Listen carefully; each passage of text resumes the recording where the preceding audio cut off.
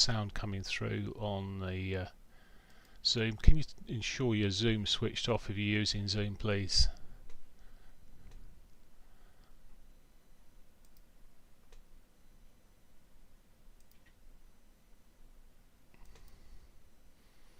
Right, sorry about that. Okay, good morning. Welcome to a morning outlook. This is Kim Watson speaking. few technical issues this morning with my normal software, so okay, on YouTube it shouldn't show any difference. So let's have a look at what's happening in these markets this morning. Firstly, we have news-wise, we've got final manufacturing data coming in for the UK, which shouldn't really, it's pretty low level. It's the flash data that really counts there, and the ISM manufacturing data later on in the US. We've seen the flash data, and that's the key data. We may still see a bit of volatility in the afternoon there, but I don't expect too much price action this morning. Okay, so that's where we are on news-wise. Let's have a look at the technicals, starting off looking at the euro dollar, and consolidation where we're sitting on a daily basis continues. We're really seeing little in the way of real movement here. Well, we get an intraday movement, but it's just consolidating this morning again. Still looking to see if it breaks down. There's a trend line running across the lows here. If I can draw this on this morning, it'd be good. Let's just see if this drawing tool works on here. There we go. So there's this trend line running across here. A break of this side of things may just see us breaking down. We're pretty much on the weekly pivot here. As I say, consolidation. It's been moving up, high lows, higher highs through the latter part of last week. Question is, will this continue? I suppose, and really at this stage, I'm looking for sort of if it's going to break down, looking for a break of this 60-minute 50. Otherwise, really upside may still have things. So it's again, it's a sit on the hands thing first thing this morning, and wait and let the euro show us direction. Coming back to the pound, then the pound had been and is just continuing its run up there to the upside. Slightly higher lows coming through, but higher lows coming through. Struggled to make higher highs. Marginal, I suppose. On Friday there, didn't break the prior highs, but every time we do break these prior highs, we seem to get selling, and we're sort of back into even Friday's high here. We could just see it roll back. We've got the weekly pivot back below us, right away down here at 36.35. If the pound did start a move, and once again we could be looking at signals for the weaker side of things here, just simply drawing in on this trend line here. If it starts breaking through this level, well, again, it would look like it's got the potential to roll back. Sorry, it's a weekly pivot there at 36.88, and then the monthly pivot at 36.35. So there's a couple of pivots there for it to chase after if it does run to the downside. That's what I'm looking at on the if it does break those levels. The trouble with the pound, it's had every time it's made a new high, literally fractionally beyond the prior high, it gets sold into, and that it may be an alternative trade if it pushes up there. Let's have a look at the yen. So yen is broken out of its sort of range it was running into. It'll be interesting to see what it does here. It looked okay on Friday for a continuation. It's consolidating where it is. It may still continue. It's sitting into its 4-hourly 8 here at this stage. It has the weekly pivot below, which could be a draw at some point, but well, at the moment it just still looks quite bullish. So maybe you'll see further upside on that. Aussie dollar has rolled back here. Again, lower highs, lower lows on the dailies and the 4-hourlies here, but it's just pitched into its weekly pivot there, and looking a bit soft. We do have the monthly pivot sitting above, and that in itself can be a draw at some stage. In fact, I'm not sure if that's correct. It looks like the weekly pivot's fractionally above here. It's one. Oh, it is above. I'm right. Yep. Let's say we've got the weekly and monthly pivot maybe as a draw above. Any turnaround in this, there would be simple targets to be looking for. Particularly, they both regularly get hit, so just watch out for those as potential targets, particularly in the earlier part of the month for the monthly pivot. Okay, that's the Aussie. Canadian dollar. It looks to me like there's quite a bit of waiting to be going on across these markets as I run through them. Canadian dollar, well, we saw again retracement on Friday here. Quite a solid move. It's dollar weakness running through. It's bearish looking sort of signal coming through there for the dollar as well. And well, new monthly pivot below through the daily and weekly pivot, so all those two both done, just that monthly pivot to go. See how it does here this morning. We're seeing it pop up at this moment. It could easily turn backwards on this. We just need to watch for that. Okay, that's where we are on the normal majors there. I'm being asked about the New Zealand dollar yen. Don't know if I've even got that handy. It's not one I trade personally.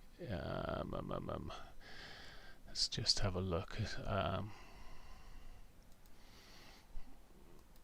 See if I can bring it up. Literally.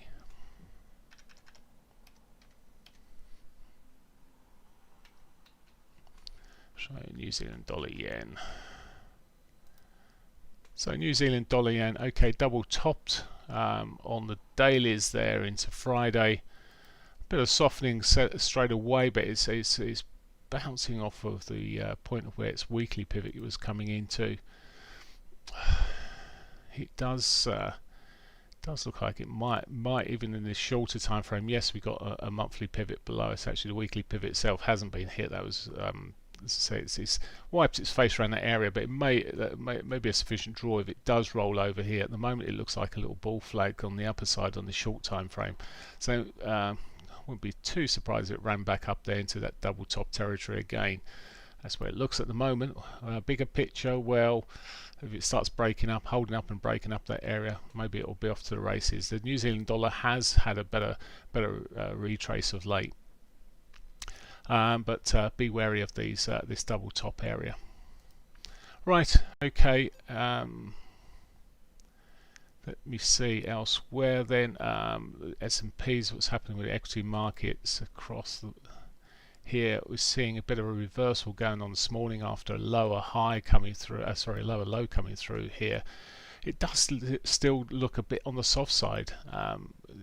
It really needs to get a wiggle on to look a bit bullish at the moment. We've just these the equity markets are sort of rolling on this move by, as I've seen it quoted as Main Street versus Wall Street, where we saw last week, and well, I think it started maybe before then, but we've seen this GameStop company being the hedge funds selling it off.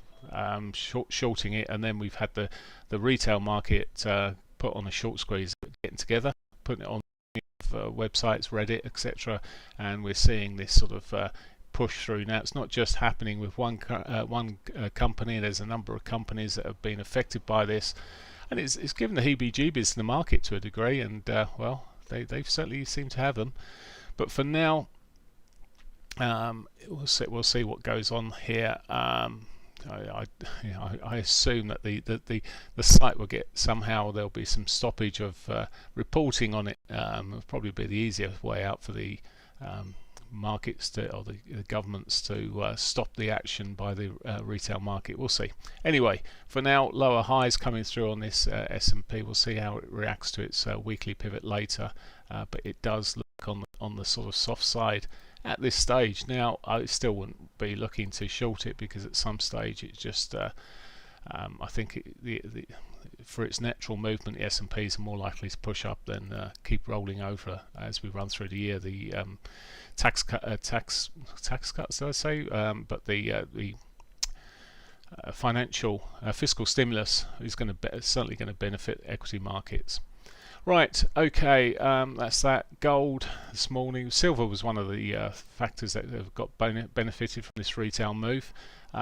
Gold just come out for looking at the dailies here. You see the gold's actually pushing up a little bit more. This sort of normally ties in with a bit of dollar weakness. We'll see as we push through today. But for now, pushing up there, and well, high lows coming through. Got the monthly pivot above on gold, so that might be a further draw on gold at the moment. I will just have a quick look at silver off this same time frame here, just off this 60-minute, just see how it's pushed up again today. In fact, I need to come out just to show you how significant this is. It's broken the prior highs here. In fact, if I come back to the weeklies, it's near the near-term highs that were sitting around about that, just short of $30. It really has had a shove up over the weekend. It seems that more and more traders are catching on to these, as I say, news, Twitter accounts, etc. So and buying, and the moves continuing. Someone likened it to, I can't remember the name of the brothers, was it Hunt Brothers or something like this, that cornered the market way back some years ago, and pushed silver up to $50. Well, maybe it's not. It's got some more potential for that. Okay, right. I'm wary of this because at some stage, I know it's pushing up right now, and everyone's sort of jumping on the or there's a lot of jumping on the bandwagon. It may just sort of collapse as quick as it ran up there. If you get big sellers coming into this market, I think you just got to be wary of it. It's maybe a more easy market to be manipulated, and it will push some of the traders out there that are being very speculative on it. Okay, that's that. A quick look. Over the weekend, actually, I may be able to do this on at least one of the sites here. Ripple, absolutely. I'm just going to have to talk about this for some. Ripple is taking an absolute major bounce over the weekend there. If you can see, if you haven't looked at it, but I can show you Bitcoin on this system. Ripple's absolutely flown. Bitcoin has had a decent move up, just short of 40,000 again, and well, it gapped. It looks like it gapped down over the weekend, but on here, let's just check on the real system. I'll say on the live system. Yeah, it had a spike up on Friday there, and it couldn't keep hold of its price action or the movement there, and it's still consolidating, but sort of looking at a more positive consolidation that we'd been, or the move that we'd been seeing leading into last week, when it was sort of looking like it was going to continue tumbling, but it did for a while up until the 27th there, but still some potential. And again, I think we're just seeing the power of the internet here. Right, that's pretty much it for me this morning. To say, news-wise, not a significant amount. Some potential for just to see if this dollar sells a little bit more, and watch the equities if they bounce back. Have a great day. I will speak to you in the morning. Bye for now.